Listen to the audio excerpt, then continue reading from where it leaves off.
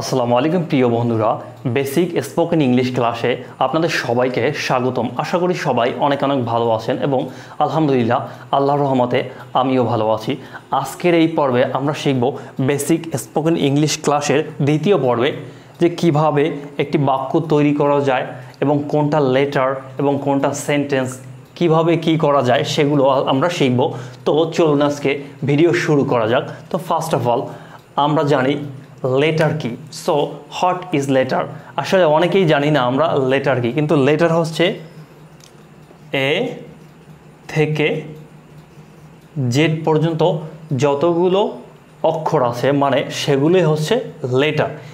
তো আমরা তো জানলাম যে এ থেকে জেড পর্যন্ত এগুলো হচ্ছে লেটার। তাহলে লেটারের পরে আমাদেরকে কি নিয়ে করতে হবে?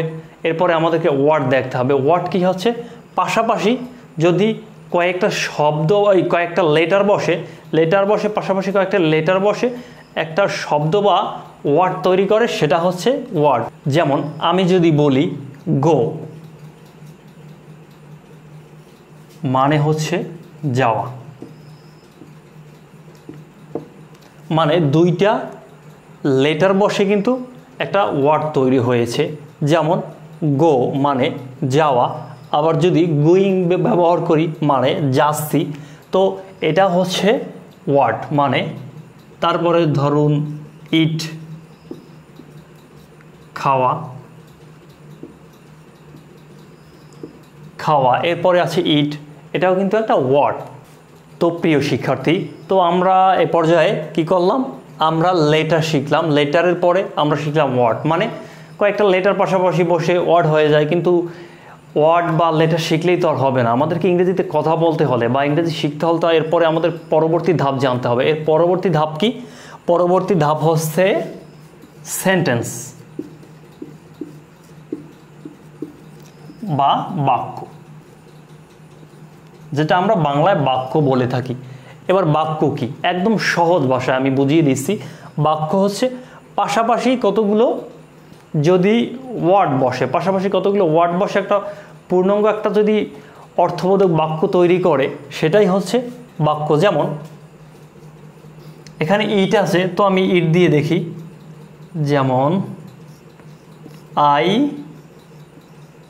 Eat rice, I eat rice মানে এখানে তিনটা কিন্তু ওয়ার্ড। যেমন আমি একটা ওয়ার্ড, ইট একটা ওয়ার্ড, রাইস একটা ওয়ার্ড, মানে আমি ভাত খাই। তো এক্ষেত্রে পাশাপাশি কয়েকটি ওয়ার্ড বসে সুন্দর একটা অর্থ তৈরি করে, সেটা হচ্ছে সেন্টেন্স। মানে এর আমরা অ্যাজ অ্যান এক্সাম্পল হিসাবে দেখছি যে আই ইট রাইস মানে আমি ভাত খাই। তো এখানে আই হচ্ছে সাবজেক্ট, ইট হচ্ছে ভার্ব, আর হচ্ছে রাইস মানে অবজেক্ট। মানে সাবজেক্ট ভার্ব অবজেক্ট মিলে একটা সেন্টেন্স তৈরি হয়। তো আমরা এখন শিখবো যে কিভাবে হাউ টু মেক সেন্টেন্স, মানে কিভাবে বাক্য তৈরি করতে হয়। বাক্য তৈরি করতে হলে আমাদেরকে একটা সাবজেক্ট দরকার, আমাদেরকে একটা ভার্ব দরকার, আমাদেরকে একটা অবজেক্ট দরকার। So how to make sentence, how to make sentence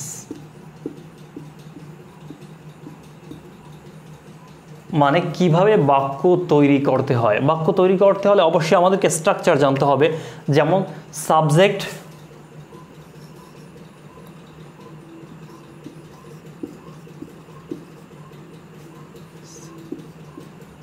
verb,